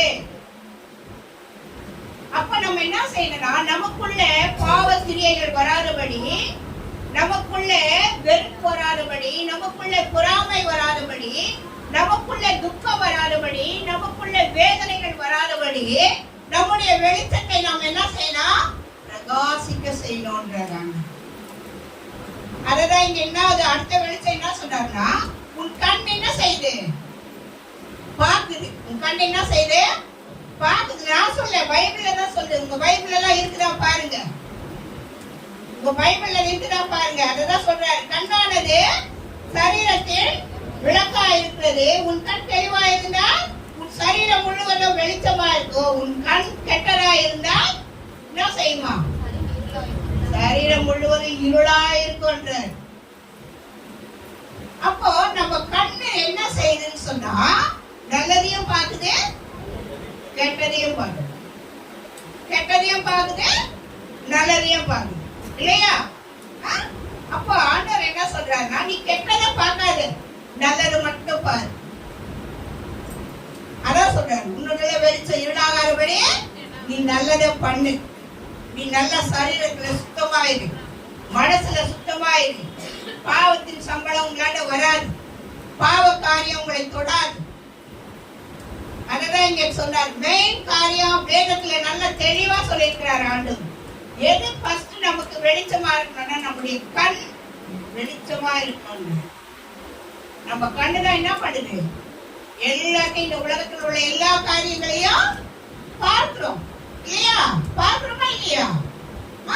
பாவத்தையும் பார்க்கிறோம், நல்லதையும் பார்க்கிறோம், துன்மார்க்கனையும் பார்க்கிறோம், குடிகாரனையும் பார்க்கிறோம், இல்லையா? நல்லவனுங்களையும் பார்க்கிறோம். எல்லாரையும் யார் பார்க்குது? இந்த கண்ணுதான் பார்க்குது. அததான் ஆண்டவர் சொன்னாரு, இந்த கண்ணு உனக்கு இருட்டாயிடுச்சுன்னா இந்த உலகம் முழுவதும் உனக்கு இருளாதான் இருக்கும். உனக்குள்ள இருக்கிற வெளிச்சம் பிரகாசிக்க முடியாது அப்படின்னு. அப்ப ஆண்டவர் என்ன சொல்றாருன்னா, உன்னில் உள்ள வெளிச்சத்தை நீ என்ன செய்ய, ஜாக்கிரதையா வச்சுக்கோ. என்ன சொல்றாரு, ஜாக்கிரதையா வச்சுக்கோ. போறியா, வெளியில போறியா, உனக்கே தெரியும். ஏன்னா நீ கிறிஸ்துவுக்குள்ள ஞானஸ்நானம் எடுத்திருக்கிற, அபிஷேகம் பெற்றிருக்கிற, ஆண்டவருக்குள்ள இருக்கிற. அப்ப நீ வெளியே போகும்போது எது பாவம் எது பரிசுத்தம்னு உங்களுக்கு தெரியும். யாரும் சொல்ல வேண்டியது இல்லை, இல்லையா? அப்ப நாம என்ன செய்யணும், நம்ம உணர்ந்து நமக்குள்ள எது நமக்கு நன்மை, ஆண்டோடைய பிள்ளை எப்படியா இருக்கணும், இந்த பாவத்துக்கு போகக்கூடாது, போகாத. இந்த அக்கிரமத்துக்கு துணை போகக்கூடாது, போகாத. இந்த கெட்ட காரியத்திலே செயல்படாத, படாத. ஒருத்தர் கம்பெனில அவன் கொள்ளாட்சின்னு அவன் முதலாளிக்கு துரோகம் பண்றானா, அதுல நீ செயல்படாத. ஒரு ஸ்கூல்ல ஒரு பொண்ணு கெட்ட பொண்ணா இருக்குதுன்னா அந்த பொண்ணை நீ திருத்து. அந்த பொண்ணு கூட போய் நீ கெட்ட பொண்ணா மாறிடாத. இதான் ஆண்டவர் சொல்றாரு, உன்னிலோட வெளிச்சம் இருளாகாதபடி எச்சரிக்கையாயிரு என்றார். அடுத்த அடுத்து சொல்றாரு கேளுங்க. அடுத்த வெளிச்சம் என்ன சொல்றாருன்னா, வெளிச்சத்தின் பிள்ளைகளாய் நடந்து கொள்ளுங்க, கனி கொடுக்கிறவர்களாய் இருங்க அப்படின்னு சொல்றாரு. அடுத்த வெளிச்சம் என்னன்னு சொன்னா, எபேசியர் 5ஆம் அதிகாரம் 8ல இருந்து 13 வரைக்கும் வாசிங்க. எபேசியர் எழுதின நிருபம் 5ஆம் அதிகாரம் 8வது வசனத்திலிருந்து வாசிங்க. அந்தகாரமா இருந்தீங்க, இப்பொழுதோ எல்லாருமே வாசித்து பாருங்க. இப்பொழுதோ கர்த்தருக்குள் வெளிச்சமா இருக்கிறீர்கள், வெளிச்சத்தின் பிள்ளைகளாய் நடந்து கொள்ளுங்கள். ஆவியின் கனி சகல நற்குணத்திலும் நீதியிலும் உண்மையிலும் விளங்கும். கர்த்தருக்கு பிரியமானது இன்னதென்று சோதித்து பாருங்கள். கனியற்ற அந்தகார கிரியைகளுக்கு உட்படாமல் அவைகளை கடிந்து கொள்ளுங்கள். செய்யப்படும் கிரியைகளை சொல்லுகிறதும் அவலட்சணமா இருக்கின்றது. அடுத்து கடிந்து கொள்ளப்பட்டு வெளிச்சத்தினால் வெளியரங்கமாகிறதெல்லாம் வெளிச்சமா இருக்கின்றது. நீ வெளிச்சத்துல இருந்தீனா கர்த்தருடைய பிள்ளை எப்படி இருன்னு சொன்னா, கர்த்தருக்குள்ள வெளிச்சமா இரு, கர்த்தருக்குள்ள கனி கொடுக்கிறவங்களா இருங்க. உங்கள் நீதியின் கனி அறியப்படும், உங்கள் உண்மையின் கனி அறியப்படும். நான் சொல்ல பைபிள் சொல்லுது, படிங்க எல்லாரும், வேதத்துல இருக்குது பாரு. அந்த பகுதியில என்ன சொல்றாரு, உங்களுடைய கனி எப்படி இருக்கணுமா, மற்றவர்களுக்கு ஆசீர்வாதமா இருக்கணும். கனி உள்ள பிள்ளைகளாய் கனி உள்ளவர்களாய் வாழ்க்கையில பாருங்க அப்படின்றார் ஆண்டவர். நாம கனி கொடுக்கிறவர்களாய் இருக்கணும்னு ஆண்டவர் விரும்புறாரு. எப்படி கனி கொடுக்கிறது? உன்னுடைய நீதியின் கனி. எத்தனை கனி சொல்லுகிறார் பாருங்க. நீதியின் கனி, சகல நற்குணத்திலும் ஒரு கனி, அதுக்கப்புறம் உண்மையில் ஒரு கனி. இங்க 3 கனிகளை பத்தி தான் சொல்லுகிறார். ஆனா கனிகள் 9 கனிகள் நிறைய இருக்குது இல்லையா? பைபிள்ல கலாத்தியர்ல இருக்குது. எத்தனை கனிகள் இருக்குது? 9 கனிகள் இருக்கிறது. அன்பு, சந்தோஷம், சமாதானம், இச்சையடக்கம், நற்குணம், விசுவாசம், இப்படியாய் கனிகள் இருக்கு. அதுதான் ஆண்டவர் சொல்றாரு, நீ வெளிச்சத்தின் பிள்ளையாய் இரு, கனி கொடுக்கிற வாழ்க்கை உனக்குள்ள இருக்கட்டும். நாம கனி கொடுத்திருந்தோம்னா இன்றைக்கு நம்ம சபையில நிறைய ஆத்மாக்களோட நாம் அமர்ந்திருக்கோம். நம்மளுடைய கனி ஒண்ணும் வெளியே வரதே இல்லை இல்லையா? நம்ம மட்டும் சாப்பிட்டுக்கிறோம் நம்ம கனியை, நம்ம மட்டும் சாப்பிட்டுக்கிறோம் நம்ம கனியை. மற்றவர்கள் கொடுக்கறதில்லை. மற்றவர்கள் கொடுத்து பாருங்கள், மற்றவர்களோட பேசுங்க. உங்கள் கனினா நீ எத்தனை போய் திராட்சை பழமோ மாதுளம் பழமோ அந்த கனி அல்ல, ஆவிக்குரிய கனிகள். நீ மற்றவங்கிட்ட போய் பேசிப்பாரு, தம்பி ஏசப்பா நல்லவர்ப்பா, நீ ஏன்பா கஷ்டப்படுற, அவர்கிட்ட வாப்பா. அதான் உன்னுடைய கனி அங்க போகுது. நீ ஏன்பா கஷ்டப்படுற, ஆண்டவரை நம்புக்கா, ஆண்டவர் உனக்கு அதிசயம் செய்வாருக்கா, உனக்கு அற்புதம் செய்வாருக்கா, ஆண்டவர் எல்லாவற்றிலும் நன்மை செய்கிற இயேசு கிறிஸ்துதான் சொல்லிப்பாரு. உன்னுடைய கனி அவங்களோட போகுது. இதாம கனி என்று சொன்னால் பழங்கள் அல்ல, உன்னுடைய ஆவிக்குரிய கனிகள். ஆவிக்குரிய கனிகளை குறித்து தான் இங்க ஆண்டவர் சொல்றார். ஆவியின் கனி நற்குணத்தில இருக்கணும், ஆவியின் கனி உண்மையில இருக்கணும், ஆவியின் கனி பரிசுத்தத்துல இருக்கணும், ஆவியின் கனி ஆசீர்வாதத்துல இருக்கணும். இதுதான் ஆண்டவர் சொல்றார். அப்ப உன்னில் உள்ள வெளிச்சம் என்ன ஆகாது? இருளாகாது. ஆண்டவருடைய பிள்ளை நீண்டது இருளாகாது. எங்க போனாலும் நான் கர்த்தருடைய பிள்ளைன்னா நான் கர்த்தருடைய பிள்ளையா தான் இருப்பேன்னு சொல்லு. உன்னை பாவம் செய்ய தூண்டுறானா செய்யாத. நான் கர்த்தருடைய பிள்ளைப்பா, நான் ஞானஸ்தானம் எடுத்திருக்கேன், நான் அபிஷேகம் பெற்றிருக்கேன், நான் சபைக்கு போறவன்பா, எனக்கு இந்த வேலை தேவை கிடையாது சொல்லணும். முதல்ல நான் வேலைக்கு போகும்போது அப்படிதான் ஜெபம் பண்ணிட்டே போவேன். ஆண்டவரே, எங்க வீட்டுக்காரர் இறந்ததுனால எனக்கு நான் போய் சம்பாதிச்சா என் பிள்ளைங்களை காப்பாற்றணும். அந்த ஒரு சூழ்நிலைக்கு தள்ளப்பட்டேன். அப்ப நான் என்ன செய்வேன், ஜெபம் பண்ணினே போவேன். வேலை கேட்கிற இடத்துல, ஏசப்பா எனக்கு ஞாயிற்றுக்கிழமை மட்டும் எனக்கு லீவ் கொடுக்குற வேலையா இருக்கணும், இல்லைன்னா அப்படிப்பட்ட வேலை வேணாம் ஆண்டவரே, நான் பட்டியா கூட கதவு சாத்திட்டு படுத்துக்கிறேன்னு சொல்லுவேன். அப்படிதான் நான் போவேன். என் சாட்சி சொல்றேன். நான் வேலைக்கு போகும்போது கேட்பேன், எனக்கு ஞாயிற்றுக்கிழமை லீவ் கிடைக்கிற வேலையே கூட ஆண்டவரே, நான் போகாத வேலையே கிடையாது, நான் வேலைக்கு போகாத ஆள் கிடையாது, எல்லா வேலைக்கும் போய்க்கிறேன். கேட்பேன், என்னம்மா ஒரு முறை ஸ்டீல் கம்பெனி வேலைக்கு போனேன்.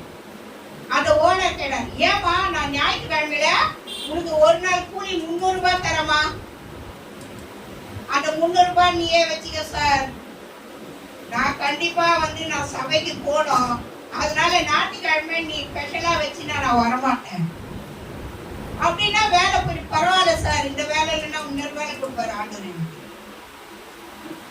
கேட்டா சொன்ன இந்த வேலை இல்லைன்னா என்னம்மா இவ்வளோ தைரியமா பேசுறியேன்னாரு. ஆமா சார், எனக்கு தேவை ஞாயிற்றுக்கிழமை லீவ், நீ மறுநாள்ல இருந்து எவ்வளவு வேலை கொடுத்தினாலும் நான் செய்வேன், எனக்கு தேவை ஞாயிற்றுக்கிழமை லீவ் சார். என்னம்மா சொல்றேன், ஆமா சார், எனக்கு லீவ் கொடுக்கறதா இருந்தா ஞாயிற்றுக்கிழமை நான் வரேன், இல்ல நீ வரணும்னு சொன்னா நான் நின்றுடுவேன். என் கூட 2 பேர் வேலை செய்தாங்க. 2 பேர் யாருன்னா, விஜய் அவங்க அம்மா வேலை செய்தாங்க, இன்னொரு அம்மா அந்த தெருவில் இருக்கிறாங்க. 2 பேர் வேலை செய்தாங்க. அவங்க என்ன பண்ணாங்க, பின்னால நின்று சிரிக்கிறாங்க. அப்ப அவர் கேட்டாரு அந்த ஓனர், ஏமா இந்த அம்மா இப்படி சொல்றாங்களே என்ன? ஆமா சார், அது அப்படிதான் சொல்லும், வரமாட்டேன்னா ஞாயிற்றுக்கிழமை வராது சார், நீ 1000 ரூபாய் கொடுத்தா கூட வராது சார். ஆனா நம்மளாம் இப்ப என்ன பண்றோம், ஞாயிற்றுக்கிழமை வேலைக்கு போயிடும். ஏன்னா ஓனர் தைச்சிருவானோ, எடுத்துட்டோம், இந்த வேலை போனா உனக்கு வேற வேலை கிடைக்காதா, விசுவாசம் இல்லையா, நீ வெளிச்சத்தின் பிள்ளை இல்லையா, கிடைக்காதா உனக்கு வேற வேலை, இதை விட ஆசீர்வாதமான வேலையை தருவார் ஆண்டவர். அந்த வைராக்கியம் நமக்குள்ள இருக்கணும். நம்ம வெளிச்சத்தின் பிள்ளைன்னா நமக்குள்ள இருக்கணும். ஆமா, சண்டே இல்ல இன்னைக்கு, ஐயோ சர்ச்சுக்கு போக முடியல, சரி வேலைக்கு போயிடலாம், அந்த ஆள் கட்டுவான், அந்த ஆள் பேசுவான், ஆண்டவர் பேச மாட்டாரு அவங்க கூட, ஆண்டவர் கிரியை செய்ய மாட்டாரு அவங்க கூட, அந்த ஆள் தான் திட்டுவான், அந்த ஆள் தான், ஆண்டவர் உன்னை போஷிக்க மாட்டாரு. அந்த ஒரு நாள் வேலைக்கு போனா மறுநாள் பட்னியா இருக்கியா, அந்த ஒரு நாள் வேலைக்கு போற சம்பளத்தை உனக்கு ரெட்டத்தலையா கொடுப்பார் ஆண்டவர். உனக்குள்ள அந்த விசுவாசம் வந்தாதான் செய்வார். ஆனா நம்ம என்ன பண்றோம், எவ்வளவு பேர் இப்ப கூட வேலைக்கு போய்க்கிறாங்க. நம்ம வேலைக்கு போகும்போது ஸ்டார்டிங்ல ஜெபம் பண்ணினோம், ஏசப்பா எனக்கு சண்டே லீவ் கிடைக்கிற வேலையா கொடு, கண்டிப்பா தருவார் ஆண்டவர். சண்டே லீவ் கிடைக்கிற வேலைய உனக்கு தருவார். நான் வேலை செய்யும் போதெல்லாம் அப்படிதான் செய்தேன். நான் ஒரே இடத்துல வேலை செய்யல, நிறைய இடத்துல வேலை செய்தேன், எஸ்டிடியில வேலை செய்தேன். அதுக்கப்புறம் நிறைய பொருட்காட்சி போடுவாங்க, அந்த பொருட்காட்சியில போய் வேலை செய்யறேன். தனியார் பொருட்காட்சி போடுவோம், விண்டோ சர்வீஸ்ல போடுவாங்க, நுங்கம்பாக்கத்துல போடுவாங்க, எல்லா இடத்துக்கும் போவேன். ஞாயிற்றுக்கிழமை நான் வரமாட்டேன், நீங்க போங்கன்னு நின்றுடுவேன். ஐயோ அக்கா, அன்னைக்கு தாங்க கூலி கொடுப்பாங்க, நீ என்ன கூட வேலை செய்யணும்னு சொல்லுவாங்க, அன்னைக்கு தாங்க சம்பளம் தருவான், நீ நின்று போயிடுற, பரவாயில்ல நானே மறுநாள் வந்து வாங்கிக்கிறேன், என் சம்பளத்தை நீ வாங்கிட்டு வந்து அப்படியே சொல்லிட்டு நான் அப்படியே நின்றுடுவேன். இது சாட்சிங்க, உண்மையாய் நடந்த கதை, கட்டுக்கதை அல்ல. அப்ப நீ கர்த்தருடைய பிள்ளை எப்படி இருக்கிற, உனக்குள்ள இருக்கிற வெளிச்சம் எப்படி இருக்கிறது, நீ எப்படி ஆசீர்வாதமா இருக்க. இன்னைக்கும் என்னை அந்த அளவுக்கு நான் ஆண்டவருக்குள்ள என்னை வெளிச்சம், என்னுடைய வெளிச்சம் இருளாகாதபடி நான் காத்து கொண்டு வந்ததுனாலதான் இன்னைக்கு இந்த புல்பிட்ல என்னை நிக்க வச்சுக்கிறாரு. கர்த்தருடைய சித்தம் இல்லாத நான் இங்க நிக்க முடியாது, கர்த்தருடைய விருப்பம் இல்லாத நான் இங்க ஏற முடியாது. பரிசுத்தமுள்ள நம்ம ஏனோ தானே நினைக்காதீங்க. இது பரிசுத்தமுள்ள இடம். கர்த்தருடைய சித்தம் இல்லாத இந்த பீடத்துல நிக்க முடியாது. கர்த்தருக்குள்ள நாம் வெளிச்சமா இருக்கணுங்க. ஆண்டவர் அதை எதிர்பார்க்கிறாங்க. அதான் சொன்னாரு எபேசியர்ல சொல்றாரு இல்லையா? என்ன சொல்றாருனாக்கா 13ல சொல்றாரு, அவைகள் எல்லாம் கடிந்து கொள்ளப்பட்டு வெளிச்சத்தின் வெளியரங்கமாகிறதெல்லாம் வெளிச்சமா இருக்குன்றாரு. கர்த்தருடைய பிள்ளை கனியோட இரு. ஆவிக்குரிய கனியிலே எந்நேரம் பாவம் செஞ்சு செஞ்சு செஞ்சு கடினப்படாதே. ஆண்டவர் சொல்றாரு நீதிமொழிகளை, நான் உன்னை ஆகணியம் பண்ணுவேன்றாரு. அது எவ்வளவு பெரிய பயங்கரமான வார்த்தை தெரியுமா? அந்த வார்த்தையை வாசிக்கும் போது நான் பயந்து ஆண்டு விட்டு அழுவேன். நான் உன்னை கைவிட்டுருவேன், உன்னை ஆகணியம் பண்ணுவேன்றாரு. அப்ப நம்ம ஆண்டவருக்குள்ள வெளிச்சத்தின் பிள்ளையாய் பரிசுத்தமான வாழ்க்கை வாழ கற்றுக்கொள்ளணும். அது அதிகமா ஆண்டவர் விரும்புறார். நிறைய காரியங்கள் நம்ம கிறிஸ்தவ பிள்ளைன்னு ஞாயிற்றுக்கிழமை பைபிள் தூக்கிட்டு வந்துடுறோம், மறுநாள் உலகத்தோட போய் ஒப்புரவு ஆகிடுறோம் இல்லையா? உலகம் என்ன செய்தோ அதை நாமும் செய்யறோம். ஆண்டவர் அப்படி சொல்ல, உலகத்திலிருந்து நம்மை வேர் பிரித்து வைத்திருக்கிறார். உலகத்திலிருந்து நம்மை வேர் பிரித்து வைத்திருக்கிறார். இப்ப இதே நீ உலகத்து பிள்ளையா இருந்தீனா இங்க வந்திருக்க மாட்டேன் இல்லையா? உனக்கு 1000 வேலை இருக்குது. ஆனாலும் இருக்குதா இல்லையா? வீட்டுல இருக்கிற அம்மாமாருக்கு கூட 1000 வேலை இருக்குது. வெளியில போற ஆண்களுக்கு 1000 வேலை இருக்குது. படிக்கிற பசங்களுக்கு நிறைய ஹோம்வொர்க் இருக்குது. காலேஜுக்கு போறவங்களுக்கு நிறைய காரியம் இருக்குது. ஆனா ஏன் இங்க வந்திருக்கிறோம்? நம்ம யாருடைய பிள்ளைங்க? கர்த்தருடைய பிள்ளைங்க. நம்ம யாரு? கர்த்தருடைய பிள்ளைங்க. அந்த வேலையை நம்ம ஒதுக்கி வச்சுட்டோம். இன்னைக்கு என்ன செய்யறோம்? நீங்க ஒதுக்கி வச்சுட்டு நாங்க போய் இன்னைக்கு ஆராதனை செய்யணும், நாங்க போய் இன்னைக்கு ஆண்டவரை தேடணும், நாங்க போய் இன்னைக்கு ஆண்டவரை துதிக்கணும், நாங்க போய் இன்னைக்கு ஆண்டவருக்கு பாடணும், நாங்க போய் இன்னைக்கு சத்தியம் கேட்கணும் அப்படின்னு தான் நம்ம வந்திருக்கிறோம். நம்ம எல்லாருக்கும் வேலை உண்டு. யாரும் வேலை இல்லாதவங்க கிடையாது இல்லையா? இன்னைக்கு ஒரு நாள் நீங்கள வேலைக்கு போயிருந்தீங்கன்னா நிறைய சம்பளம் கிடைச்சிருக்கும். ஏன் விட்டுட்டு வந்திருக்கீங்க? ஆண்டவருடைய ஆசீர்வாதம் வேணும். நான் இயேசுவின் பிள்ளை. இன்னைக்கு நான் சபைக்கு தான் போவேன், வெளியில போக மாட்டேன். அதே மாதிரிதான் நம்ம பிள்ளைகளையும் வளர்க்கணும். சின்ன பிள்ளையா இருந்தா கூட இன்னைக்கு நாம சர்ச்சுக்கு போனோம், அதுக்கப்புறம் வெளியே போலாம். அடங்க ஆவிக்குரிய வாழ்க்கையில நாமளே எழுந்து வர்றதில்ல, நாமளே சபைக்கு வராது, நாமளே ஒழுங்கினோம்னா நம்ம பிள்ளையா அதே மாதிரிதான் இருக்கும். அப்புறம் இது ஏன் அடங்க மாட்டேங்குது, இது ஏன் நான் சொல்ற பேச்சு கேட்க மாட்டேங்குது? நம்மளே ஆண்டவர் பேச்சு கேட்கலையே, நம்ம புள்ள எங்கிருந்து கேட்கும்? கேட்காது. நம்ம கர்த்தருடைய பேச்சை கேட்டாதான் நம்ம புள்ள என்ன செய்யும்? நம்ம பேச்சை கேட்டு நமக்கு அடங்கி நம்ம கூட வளரும். இல்லைன்னா அடங்காது. அதுதான் ஆண்டவர் சொல்றாரு, கர்த்தருடைய பிள்ளைங்க வெளிச்சமா இருங்க. இத குறிச்சு இன்னொரு ஆளை யார சொல்றாருன்னா தானியேல சொல்றார். இன்னும் ஒரு 10 நிமிஷம் தானியேலை பத்தி பார்க்கலாம். தானியேலின் புத்தகம் 5ஆம் அதிகாரம்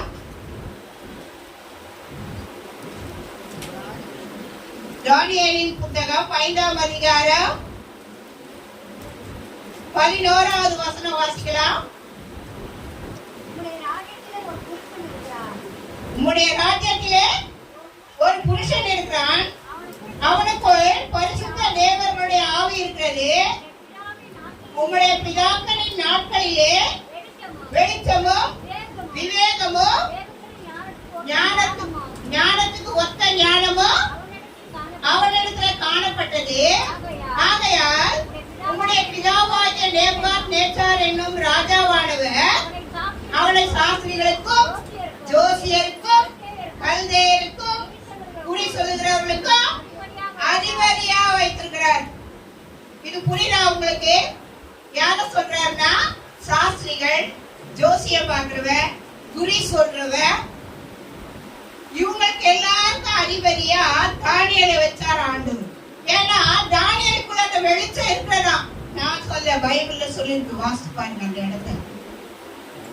தானியேலுக்குள்ள அந்த வெளிச்சம் இருந்துச்சா, அதனால அவன் என்ன பண்ணானா எல்லாருக்கும் அதிகாரியா இருந்தான், ராஜாவுக்கே அதிகாரியா இருந்திருக்கான். ஏன்னா அவன் கர்த்தருடைய பிள்ளையா இருக்கிறதுல அவனுடைய வெளிச்சம் அதிகமாய் பிரகாசித்தது. தானியேலை வாசிங்கன்னா நிறைய சாப்பிடுற பொருள்ல கூட பரிசுத்தமா இருந்திருக்கிறார் இல்லையா? இப்ப சாப்பிடுற பொருள்ல நம்ம என்ன பண்றோம்? எல்லாத்தையும் விழுங்குறோம் இல்லையா? பைபிள்ல படிச்சிருக்கீங்களா? நாம எது சாப்பிடணும் எது சாப்பிடக்கூடாதுன்னு எழுதி இருக்குது பைபிள்ல. பைபிள் படிச்சா தெரியும் உங்களுக்கு. நம்மளெல்லாம் இப்ப நிறைய சிக்கன் சாப்பிடறோம்ல, இந்த சிக்கனே சாப்பிடக்கூடாது, பைபிள்ல எழுதி வச்சிருக்கு. பறவைகளுக்கு சம்பந்தப்பட்டதா நாம சாப்பிடக்கூடாது, ஆண்டவர் எழுதி வச்சுக்கிறாரு. ஆனா இப்ப என்ன பண்றோம்? சிக்கன்ல லாலிபாப் சாப்பிடுறோம் இல்ல, சிக்கனை பொரியல் பண்றோம், சிக்கன் பிரியாணி தான். எங்க போனாலும் கல்யாணத்துல இருந்து பிரியாணி போட்டு இல்லையா? அந்த நம்ம கிறிஸ்துவங்க அந்த பிரியாணி திங்கவே கூடாது, வேதத்தின்படி பார்த்தா. ஆண்டவர் நம்ம சாப்பிடுற பொருள் கூட பரிசுத்தமா இருக்கணும்ன்றாருங்க. அததான் இங்க தானியேல் என்ன செய்வாரு, அந்த ராஜாவுடைய சாப்பாடெல்லாம் கொண்டாந்து கொடுப்பாங்க. அவர் சொல்லுவாரு, இந்த சாப்பாடு எனக்கு வேண்டாம். அப்ப அந்த வேலை செய்ய சொல்லுவா, இல்ல சார் நீங்க இந்த சாப்பாடு சாப்பிடணும், ராஜா உங்களுக்கு கொடுக்க சொல்லிக்கிறாரு, ராஜா சாப்பிடுற சாப்பாடு இதை நீங்க சாப்பிடணும். அவர் சொல்லுவாரு, இந்த சோறெல்லாம் எனக்கு வேண்டாம், எனக்கு டெய்லி சாம்பார் வச்சு 2 பொரியல் பண்ணி கொடு, நான் சாப்பிட்டுக்கிறேன். அப்ப அவர் சொல்றாங்க, இல்ல உங்களுக்குள்ள அந்த சத்து இருக்காது. அப்ப அவங்க என்ன செய்வாங்க, உங்களை கூப்பிட்டு செக் பண்ணுவாங்க, நீங்க எப்படி சத்தா இருக்கிறீங்களா அப்படி. அப்ப அவர் சொல்றாரு, பரவாயில்ல நீ எங்களை செக் பண்ணாலும் பரவாயில்ல, எங்களுக்கு ஆண்டவர் நல்ல பலன் தருவாரு, நீ தின்ற சோறு எனக்கு வேண்டாம், ராஜா சோறு அது பசுத்தம் இல்லாத சாப்பாடு, அதனால எனக்கு வேண்டாம். அப்ப இவங்க என்ன பண்றாங்க, 10 நாள் தான், 10 நாள் பொறுத்து சோதித்து பார்த்தாங்க. சோதித்து பார்த்தா ராஜாவுடைய ஆகாரத்தை விட இவங்க நல்ல பலசாலிகளா இருக்கிறாங்க. எப்படி இருக்கிறாங்க? பலசாலிகளா இருக்காங்க. அவர் தானியேல் மட்டும் இல்ல, தானியேலோட 3 பேர் இருக்கிறாங்க. அவங்க சாத்ராக், மேஷாக், ஆபேத்நேகோ. இவங்க 4 பேர் என்ன பண்றாங்க, அந்த சாப்பாடு பரிசுத்தம் இல்லை அப்படின்னா. அப்ப நாம எதுல பரிசுத்தமா இருக்கிறோம்? ஆண்டவர் இதெல்லாம் நமக்கு இந்த நாள்ல தியானிக்க சொல்லியிருக்கிறாங்க, நம்ம யோசிக்க சொல்லியிருக்கிறாங்க, நம்ம எப்படி இருக்கிறோம்னு நம்மளே ஆராய்ந்து உயிர்த்து பார்க்க சொல்லிக்கிறாங்க. அடுத்து தானியேல் என்ன செய்யறாருன்னா, இந்த வெளிச்சம் எங்க பிரகாசிக்குது பாருங்க. 14ல சொல்றாரு, 14வது வசனம் வாசிங்க.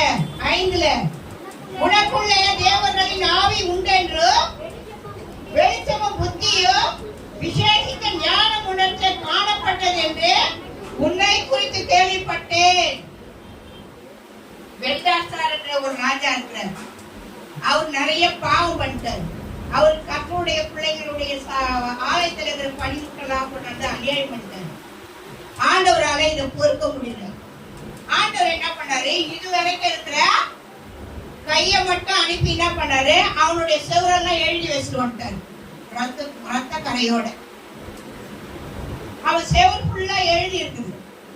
இந்த ராஜா என்ன பண்ணா, நல்லா குடிச்சு வெறிச்சு ஆடி பார்த்தா, இந்த ரத்தத்தை பார்த்து எழுதி இருக்கிறத பார்த்தவனையா அவன் சாப்பிட்ட எல்லா மதுபானமும் இறங்கிச்சு இல்லையா? சில அனுபவசாலிகளுக்கு தெரியும், குடிச்சு நல்லா குடிச்சிருந்தா கூட அவங்களுக்கு ஒரு வீக்னஸ் காரியம் கண்டு வந்துருச்சுன்னா அவங்க குடிச்சதெல்லாம் சமணம் இறங்கிடும். ஆமா, அது எனக்கு நல்லா தெரியும். எப்படி தெரியும்னு கேட்டீங்கன்னா, எங்க வீட்டுக்காரர் நல்லா குடிப்பார். குடிக்காரங்களோட குடும்ப நடத்தினால்தான் நான் அவங்க என்னதான் செய்வாங்கன்னு எனக்கு தெரியும். அந்த செகண்ட்ல என்ன செய்வாங்க, அவன் அதை பார்த்தான் பாரு, அந்த எழுத்த பார்த்த உடனே பிரமிச்சு போய் விழுந்துட்டான். விழுந்த அந்த ராஜா, இதுக்கு எனக்கு அர்த்தம் தெரியலையே, இது என்னவா வார்த்தை? தெரியல எனக்குன்றான். அப்ப இந்த வார்த்தை தெரியலன்னா என்ன செய்யணும்?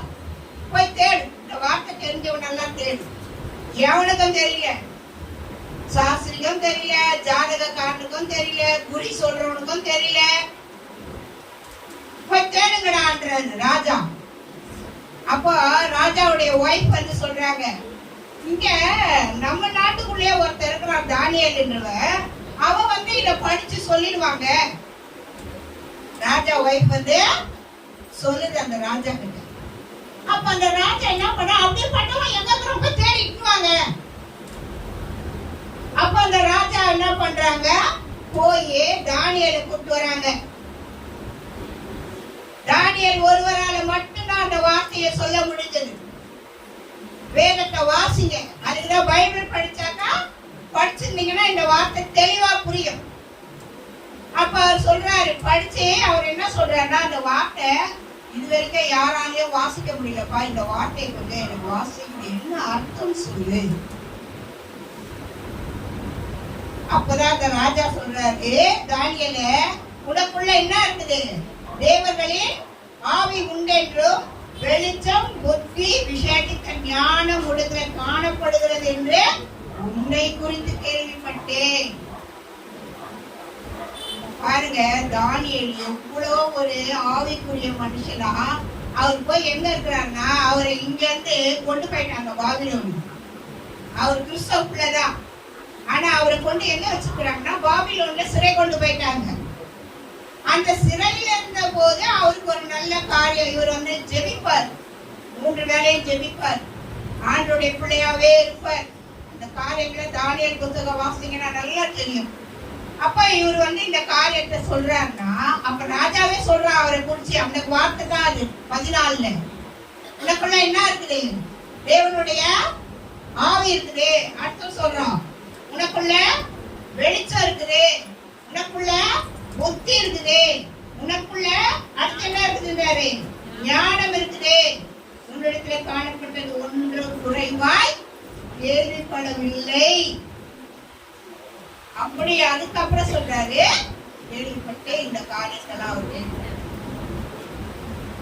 தானியேலு கர்த்தருடைய பிள்ளையா இருக்கிறார். தானியேலு கர்த்தருடைய பிள்ளையாவே இருக்கிறார். அந்த வெளிச்சம் அவருக்குள்ள பிரகாசித்துக் கொண்டே இருக்கிறது. பிரகாசிக்க என்ன பண்ணணும்? அனுதினமும் பைபிள் வாசிக்கணும், அனுதினமும் ஜெபிக்கணும். நாம அபிஷேகம் பெற்றோம் இல்லையா? பெற்றோமா இல்லையா? அபிஷேகம் பெற்றுக்கிறோமா இல்லையா? அந்த ஆவின் அபிஷேகத்தை நம்ம என்ன செய்யணும்? அனுதினமும் புதுப்பித்துக் கொண்டே வரணும். என்ன செய்யணும்? புதுப்பிக்கணும் அந்த அபிஷேகத்தை. அப்படியே வந்தா சத்துல மட்டும்தான் அபிஷேகம், வீட்டுல போனா இல்ல அமுச்சு போடக்கூடாது. அந்த அபிஷேகம் தான் உனக்குள்ள இருந்து கிரியை செய்யும். அந்த வெளிச்சம் தான் உனக்குள்ள இருக்கு. ஒரே ஒரு சின்ன காரியம் சொல்லி முடிச்சிருக்கேன், எனக்கு கொடுத்த டைம் போயினே இருக்குது. சாது சிங்கர் சொல்லி படிச்சிருக்கீங்க இல்லையா? மிஷனரி. அவர் என்ன பண்ணாரா, ஒரு நாள் வீட்டுக்குள்ள உட்கார்ந்து ஜெபம் பண்ணிக்கிட்டே இருக்கிறாங்க. ஜெபம் பண்ணும் பொழுது ஒரு நல்ல பெரிய திருடன், கொலைக்காரன், திருடன் இவன் என்ன பண்றானா, இவர் வீட்டுக்குள்ள நுழைஞ்சிட்டானா. என்ன செஞ்சுட்டா? இவர் வீட்டுக்குள்ள வந்துட்டானா. இவர் வீட்டுக்குள்ள வந்த உடனே இவன் என்ன பண்ணிருக்கான், அவர் பார்த்தா முழங்கால் பண்ணிட்டு ஜெபம் பண்ணிருக்கிறானா. இவன் திருட வந்தவன் என்ன பண்ணானா, அவரை பார்த்து அப்படியே உட்காந்துட்டாங்க. அவனுக்கு திருடுற எண்ணமும் போலியா, ஒண்ணுமே போலியா. அப்படியே உட்காந்து அவரையே பார்த்துனே இருந்தாங்க. பொழுத விழிஞ்சிருச்சோம். அவரு ஜெபத்தெல்லாம் முடிச்சுட்டு அது சாது கேட்டாரா, என்னப்பா நீ இங்கே உட்காந்துக்கிற, எங்க வந்த என்ன? இல்ல இல்ல, நான் எவ்வளவு பேரை கொலை செய்திருக்கிறேன், நான் எவ்வளவு திருடி இருக்கிறேன், நான் என்னமெல்லாம் அக்குறும்பு செய்திருக்கிறேன். நான் உன்னை பார்த்த உடனே எனக்கு திருடவும் ஓடல, ஒண்ணுமே செய்ய ஓடல. நீ என்னமோ யாருக்கிட்டே பேசிருக்கிறியப்பா விடியா அப்படின்னு கேட்டாங்க. அவர் சொன்னாரா, இல்லப்பா நான் வந்து ஆண்டவரோட பேசுவேன், இயேசு கிறிஸ்து கூட நான் பேசுனே இருக்கேன், அவர் கூட நான் பேசிட்டு நான் ஜெபம் பண்ணுவேன். அந்த இயேசு கிறிஸ்து யாரு? உனக்கு வேணுமா? ஆமா நீ சொல்லு. சரின்னு அவர் சொன்னாங்க. அவன் ஏற்றுட்டாங்க. இயேசு கிறிஸ்து ஏற்றுக்கினே வெளியில போறாங்க. அவர் கூட போகும்பொழுது இவனை பாக்குறவங்க எல்லாம் என்ன செய்யறாங்களா, ஐயோ கொலைக்காரன் போறான், அவன் திருடன் போறான், இவன் போறான், அவன் போறான்னு பேசுறாங்களாம். அப்ப இவன் பாட்டு என்ன பண்றானா, தலையை குனிஞ்சுக்கிட்டே வரானா. சாது சுந்தர் சிங் கேட்டாரா, ஏப்பா உன்னை இவ்வளவு பேர் பேசுறாங்களே, உனக்கு கோவம் வரலையானா? ஆனா இல்ல, நான் அப்பா அந்த மாதிரி இருந்தேன், இப்ப ஏசு என் உள்ளத்துல வந்துட்டார்ல, அதனால எனக்கு எல்லாமே மாறி போச்சுன்னு சொல்றான். ஏசு எனக்குள்ள வந்துட்டாருப்பா, அதனால எனக்கு அவங்க திட்டினா கூட எனக்கு கோவம் வரல. இப்ப அவன் அடிச்சா கூட நான் வாங்கிப்பேன், நான் அவனை திருப்பி அடிக்க மாட்டேன். ஏன்பா எனக்குள்ள ஏசு வந்துட்டார் ஐயா, என்ன ஐயா நீங்க என்ன கேட்டுக்கிறீங்க? அதான்ப்பா பாக்குறேன், உன்னை திருடன்றான், உன்னை கொலைக்காரன்னு சொல்றான், நீ கோபமே படல, நீ ஒண்ணுமே செய்யல, என் கூடவே நீ அமைதியா நடந்து வந்துருக்கீங்கன்னா? இல்ல, எனக்குள்ள இயேசு வந்துட்டாரு, அதனால நான் போய் திரும்ப அந்த வேலைய செய்யக்கூடாது. அவருக்கு சொல்றான், அவன் அந்த வேலையை நானே செய்யக்கூடாது. அப்போ இயேசு நமக்குள்ள இருந்தா நமக்குள்ள அந்த வெளிச்சம் பிரகாசித்து கொண்டே இருக்கும். அதுதான் ஆண்டவர் சொன்னார், நீங்க யாரா இருங்க, உலகத்துக்கே வெளிச்சமா இருங்க. அடுத்து என்ன சொன்னாரு, முன்னில் உள்ள வெளிச்சம் இருளாகாதபடி எச்சரிக்கையா இருந்தார். அடுத்து சொன்னாரு, நீ யாருடைய பிள்ளையா இரு, வெளிச்சத்தின் பிள்ளையாய் கர்த்தருடைய பிள்ளையாய் இருன்னு சொன்னார். ஆண்டவருக்குள்ள இந்த காரியங்கள் எல்லாம் வீட்டுல போனா கூட இது மாதிரி வேத வசனங்களை குறித்து வைத்து கொண்டு வீட்டுல போய் தியானித்து பாருங்க. தேவன் உங்களோட தெளிவாய் பேசுவார். ஆண்டவர் எல்லோரும் பேசக்கூடியவர் தான். தேவன் நம்மை ஆசீர்வதிப்பார். நாம் எல்லாரும் வெளிச்சத்தின் பிள்ளைகளா இருப்போம், வெளிச்சத்துல பிரவேசிப்போம். வெளிச்சம் நம்ம அடுத்தவங்களுக்கு பிரகாசிக்கட்டும், நமக்குள்ள இருக்கிற வெளிச்சம் மற்றவனை ரட்சிக்கட்டும். தேவன் ஆசீர்வதிப்பாராக. பிதாவே, இந்த செய்தியை கேட்டதற்காக சோத்திரம். இதை பார்த்து கொண்டிருக்கிற கேட்டுக் கொண்டிருக்கிற எல்லா பிள்ளைகளையும் ஆசீர்வதியும். வெளிச்சத்தின் பிள்ளைகளாக இருந்து உங்களுடைய நாமத்தை பயன்படுத்தும் இயேசுவின் நாமத்தை வேண்டிக் கொள்கிறோம் நல்ல